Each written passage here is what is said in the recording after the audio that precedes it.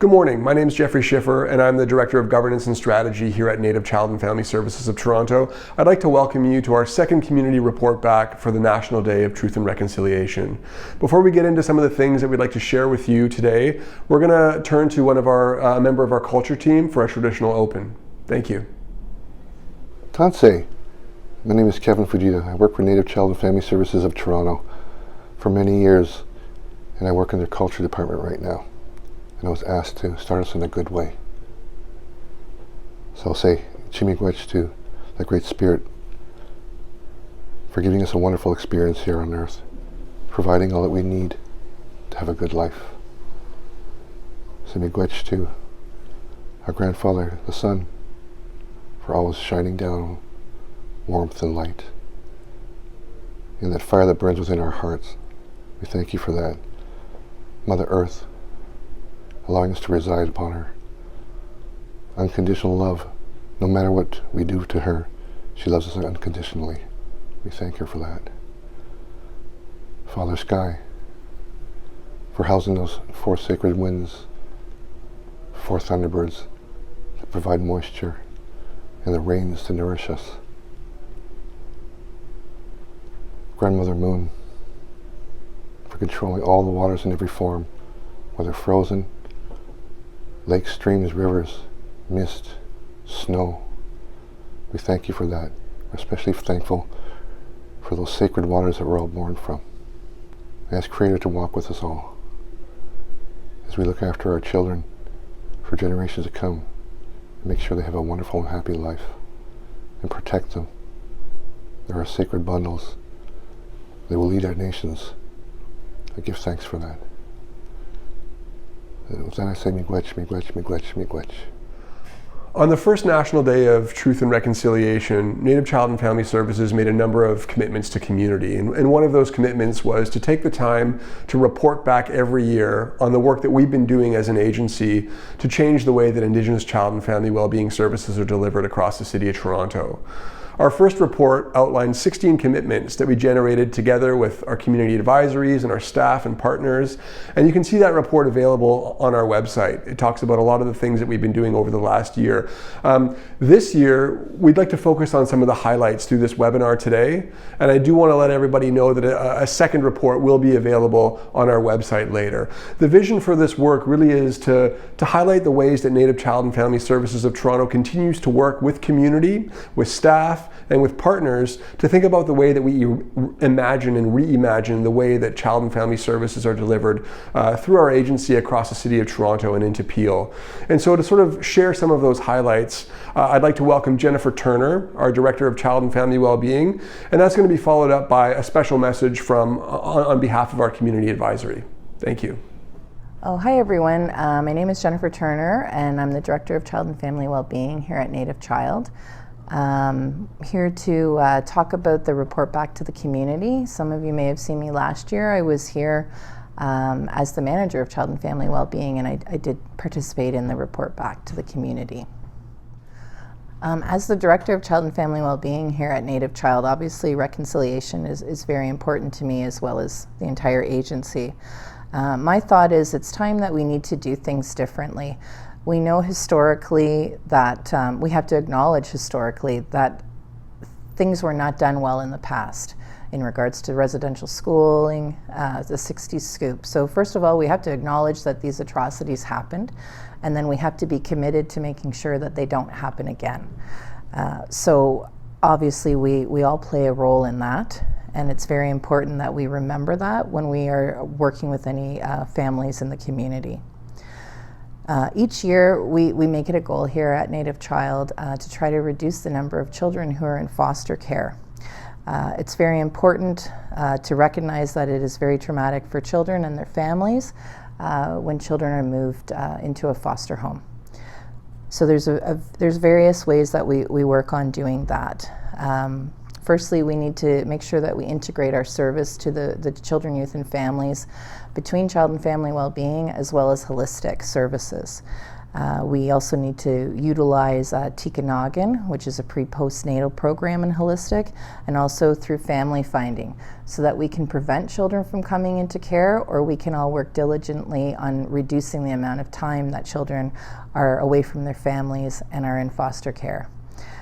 One thing that family finding has been instrumental in helping the agency out with is reducing the amount of time children are needing to be away from their families or extended families or communities.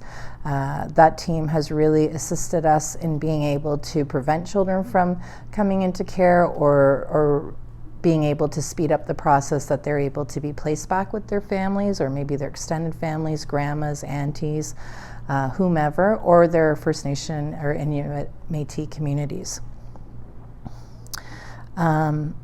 Another thing that we need to do that's important for reconciliation is we must have good open relationships with all of the First Nation, Inuit, and Métis communities that we are working with, so that we can take direction from them and we can collaborate on how they would like us to work with their members when their members are living off reserve in Toronto. And different ways that we do this is that we obviously work to engage and inform relationships with our various First Nations that we're working with. And we also have some protocols with different First Nations which clearly outline everyone's role, details of how communication is to happen, how services are to be provided to their members. And it's very good. It's a great way for members to be supported by their First Nation, and it's a good way for us to be given direction from the First Nations on how things need to be happening. The other way that we're doing this is that we obviously are working with First Nation communities. There are some who have enacted their own child welfare legislation through C-92, which is now actually an act respecting First Nation, Inuit, Métis children, youth, and families. There's various things that we need to do to indigenize child welfare or child and family well-being at Native Child as well as across the whole country. What Native Child is doing currently is we work with ANAFCIO, which is the Association of Native Child and Family Service Agencies of Ontario. It's a membership that we are involved with where the other Indigenous child and family well-being agencies are also members. So ANAFCIO provides us with some direction and guidance. They also lobby the government for changes when it comes to Indigenous children, youth, and families, and we participate in many, many meetings with them and with the ministry. One of the main focuses that we have been having meetings with the ministry on recently is in regards to licensing of customary care homes. ANAFCIO and ourselves as member agencies, we don't feel there needs to be all this red tape when it comes to licensing and standards and all these, they're really oppressive colonial methods of having extended family care for their kin. We all are of the thoughts that First Nation, Inuit, Métis communities are quite capable of being able to care for their children. They have been doing so for time immemorial, and we don't need to have these all these standards and legislations when it comes to customary care. It's a traditional way of caring for children. We need to just let that be. Another thing is we are all aware that the first Truth and Reconciliation call to action is that we all have a responsibility, and all levels of government have a responsibility to reducing the number of Indigenous children who are in foster care. And as I've mentioned before, that's obviously one of our goals that we continue to work on all the time. I find trying to indigenize the system, one of the greatest delays is the court system. We have a lot of families that are unfortunately in court, and themselves and ourselves are at the mercy of the court schedule.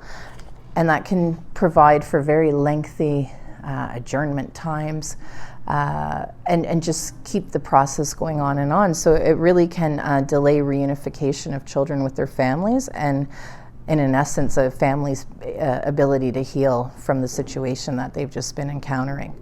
So there's a few things I'm just going to list off that I think that would be very important to this. We need to increase our usage of circles for mediating disputes and planning with families on what next steps are. We need to continue to utilize family finding and kin out of care as opposed to bringing children into foster care. And we need the ministry to provide some funding for kin out of care placements. Families who take on their kin, it's a big responsibility for them in many ways. It's admirable, of course, that families choose to do this or communities choose to do this, but we all know that children, they cost a little bit of money, right? So it's very difficult to expect families to take on additional children without any funding from the ministry. So that, to me, is a very important factor. We need to recognize that kinship, that's a traditional method of caring for children too. So it should be funded by the ministry. We also need the ministry to commit to prioritizing prevention so that children never ever enter into foster care. That if we were able to have funding dollars to be able to provide a lot more prevention, we wouldn't have children ever needing to enter into foster care. Something that's been happening over the course of the last year was there was a lot of community consultation in regards to a new complaints process that could be endorsed by community members. What we heard when the consultations were happening was that the current complaints process was confusing, it didn't maybe make sense. There was no really tracking of complaints, and these were different things that came up in various community consultations. So a new process has been undertaken because community members were very clear, letting us know that sometimes they may not feel comfortable talking to their worker, the supervisor, the manager, myself, if they were experiencing some issues, because they might just be worried about wanting, they might just be worried about expressing the concern or the issue that they were experiencing. The community also advised that they wanted to know that complaints would be tracked, and so that this is a new part of this system also, and it's just rolling out as we speak. So what's going to happen now is that formal complaints will be tracked throughout the agency, and then we will report those numbers back to the community to be transparent and open. And I just would ask that you go to the website so that you can see the details of the newly developed complaints procedure that is currently rolling out right now. Another thing I just wanted to touch on briefly before I am finished here is the importance of child and family well-being and holistic healing services working very closely and collaboratively together for the best of the children, youth, and families in the community. I was a worker for a long time, and I also worked at a different agency before I came to Native Child. What I've really always valued at Native Child is that there are so many holistic programs that are fairly easily accessible compared to sometimes community programs. There's long waiting lists because everyone is trying to access them. So I have personally seen the value. Sometimes people are just experiencing a crisis time in their life, they're having an issue in their life, they just need some support, they need some assistance from a counselor, a case manager, any type of holistic program. They don't necessarily need a child and family well-being file open. They just need to have some support and assistance in their life to get through whatever is happening at that moment in time. That's what I've always enjoyed about Native Child, is it is a little bit different than sometimes some mainstream agencies. You don't have to have an open child and family well-being file here to access holistic services. Sometimes in mainstream agencies it's different. You would have to have an open file. I totally do not believe in people having open files unnecessarily. If there is no reason for us to be involved, we need to close the file. And what I enjoy about working closely here with Holistic is there's, having open communication between Holistic and child and family well-being workers, supervisors, managers, the directors, whoever. We all have open communication with each other. We all need to be a big support team for the family. And we need to be able to recognize that people are able to receive supports and assistance when they need it, make sure that their kids are well and having a great time, and we don't need to have a file open in child and family well-being. My goal is always that if we did happen to get a referral and we discover that really someone just needs a referral to holistic, they just need a little bit of assistance, that we will complete that referral, get the family hooked up with their holistic supports, and we would close our file. Because as I've mentioned, I don't want to have child and family well-being files open unnecessarily. I understand the trauma and the legacy that is there, and we know sometimes people just need some help out of a certain situation. We've all been there. We've all needed a little bit of a hand at times. And that, I guess, would conclude my report back. Hopefully I have provided you with some information that you were seeking. I'm also open always to having conversations. If folks need to give me a call, please contact me at Native Child. So my name is Dakota Phillips. I have 8 siblings. I'm Oneida from just outside of London. I'm a former Crown Ward of Native Child, and I grew up in Gabriel Dumont in Scarborough. So I remember using Native Child Services before it was even called Native Child.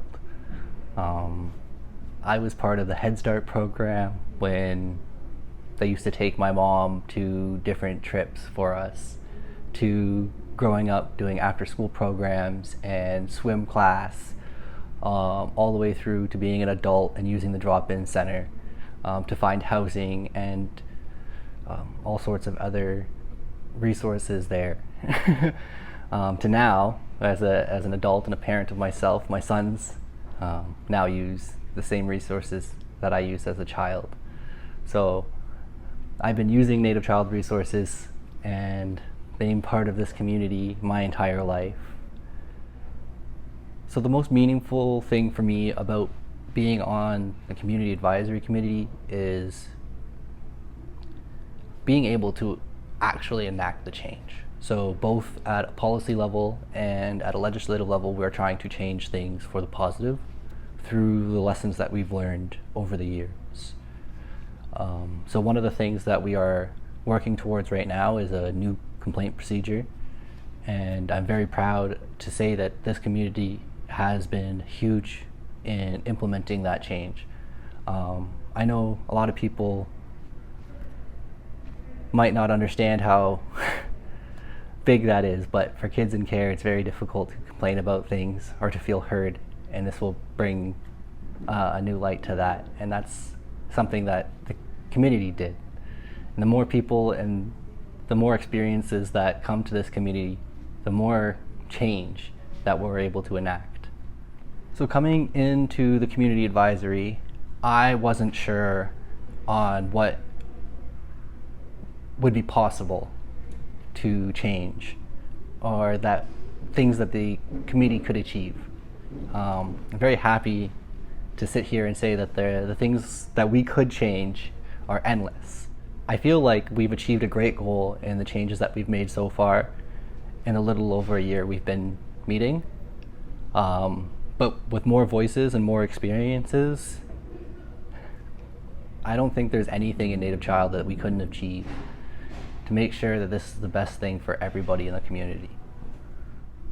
The community asked for a child protection agency because our children were being taken. And as one of those children who was taken, I can say that they did a pretty good job with most of us. I don't know who's going to see this or hear it, but as a child from Native Child, I did okay. I'd like to thank Jennifer Turner for sharing those words with us today, and also really thank Dakota, not only for the message that he shared today on behalf of our community advisory, but for the work that's been done. And you know, For me, it highlights the importance of us continuing to work with multiple community advisories across the service sites that we have here at Native Child and Family Services. So I'd like to thank our Child Welfare Transformation Community Advisory, but also our youth group. I'd also like to thank our Mount Dennis and our Malvern Community Advisories, and all of the community members that continue to come together to work with us around how we transform our services. The voices of community and staff are central to the work that we do at Native Child and the way that we continue to transform our services as we move forward together. Now we're going to hear a little bit from Melissa Hamonic, our Director of Holistic Services, about some of the work that's gone on over the past year within her service portfolio. Thank you. Tansei Kiwa, Melissa Hamonic, Disnikaushan, Michifniapi, Ochinya, Treaty 1, Whitehorse Plain. Hi everyone, my name is Melissa Hamonic. I am Red River Métis, straight out of Treaty 1 territory in southern Manitoba, and I've been a guest on this territory for about 19 years now, and I've been with the organization for over 7 years in various roles. I'm really happy to have some space and time to talk with you all about some very important issues around reconciliation and September 30th and all that brings and all the opportunities for reflection that we have. First, I want to talk a little bit about the importance of reconciliation for a Native child. As we all know, child welfare is something that is intimately connected to several colonially violent pursuits, starting with residential schools, the 60s scoop, and what we understand in mainstream culture as the Millennium Scoop. As an organization that holds a mandate for child welfare, which we understand and interpret here as child and family well-being, it's incredibly important for us to look at the legacy of harm that these institutions have caused and really work to move those systems from within to ensure that child welfare is no longer creating the harm that it has caused in the past and in some cases does continue to cause to this day. So the work that we undertake here at Native Child is really to ensure that families stay together. And reconciliation is an important piece of that, because in order to move forward in a good way, we have to acknowledge all the harm that has been done and work to rectify that and to heal collectively and move forward in a good way. Feedback from community is always incredibly important. And feedback that we've heard is questions and concerns around what the impacts might be of an agency that is integrated, such as ourselves, that includes child and family well-being as well as holistic services. Some folks think that there may be some challenges with that. And it's important to note that we actually started as a prevention services, holistic services organization that were grounded in keeping families together and providing supports for Indigenous folks while they find themselves in the city of Toronto. When we took on the mandate for child and family well-being, we understood that this might create some challenges. We also understood that the opportunity to move in interrelationship with child and family well-being would give us an opportunity to ensure that families are receiving quick, efficient, and direct access to all services that support them on their healing and wellness journey. So that's a very important piece of this. Another aspect to this work is that we've got the ability to help train and partner with organizations to increase capacity in advocating for families involved in child and family well-being, given what we know and what we have learned in this work over time. We're able to create specialized services that provide pathways for child and family well-being referrals that can happen very quickly, very efficiently, and provide that wraparound support for families as they need it. That integration piece is incredibly important to ensuring that we can best support families and wrap around them in ways that they are requesting and in ways that will ensure their ongoing capacity and ability to remain together, which is the most important thing of all. Integration is a really important aspect to this work when we talk about child and family well-being and holistic services. Integration is such an important piece because this can allow us an opportunity to really understand what programs are needed, what programs are effective, and what programs are coming out of an identified community need. With this integration, we're able to support families, as I'd stated earlier, quickly and efficiently and ensure their success. We've also integrated a process called Circle of Care, which ensures that there is no siloing.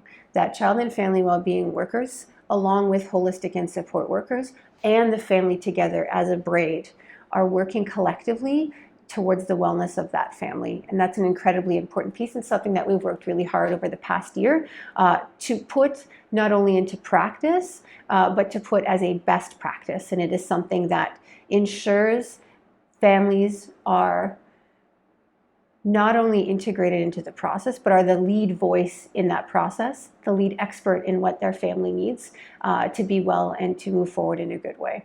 And that integration piece allows us to do this in a way that is open, in a way that is clear, and in a way that is accessible.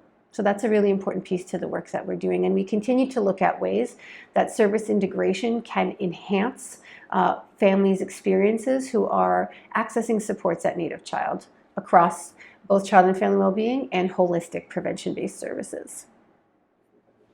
We know that Indigenous women and girls are disproportionately impacted by colonial violence, given where they sit at the intersections of gender and racial identity. We also know that Indigenous women and girls are life givers, are the holders of culture, language, community wellness, and we understand why colonial forces disproportionately impact women because of the power that they carry and that they hold, which is why we are focused on continuing to develop and enhance the programs that we have in place specifically to support Indigenous women and girls. Some of the key programs that we continue to enhance is our anti-human trafficking program. We know how impacted since first contact women and girls have been through human trafficking. And so we've worked to create a program that supports individuals who are experiencing the impacts or at risk of trafficking and sexual violence at any stage they might be in that experience. And we work to provide wraparound supports that meet community need in the moment, because what we know is that when women and girls experience these types of issues, support needs to happen immediately and in the moment. So we've worked really hard to be able to provide a support program that isn't just a 9-to-5 program, that is flexible and that understands the distinct needs of women and girls. We also continue to expand our family violence program. We recognize the importance of strong families, and we know that family violence is something that's been inherited through generations of colonial violence. So our family violence program supports women, girls, children, as well as those who have perpetrated violence. Another significant program that we have here at Native Child built to support women and girls is our Medegan Lodge healing program. This is a live-in space where moms or expecting mothers and their children are able to stay in a healing environment and address some of the impacts of intergenerational trauma that are affecting them and their wellness. And what's significant about that program, and it's one of the only ones of its kind, is that moms are able to be in that healing space with their children. And we know directly that moms and babies need to be together in order to heal, that healing separately doesn't work. So this is an incredibly important piece that we do. And we continue to connect regularly with Indigenous female identified community members to develop programs that are intuitive and that meet the needs that they might have in that moment. And we continue to be committed to engaging in that work. Community feedback is so important to the work that happens at Native Child. This organization was birthed by community members. We have always been led by the needs and the desires of community, and we continue to do that.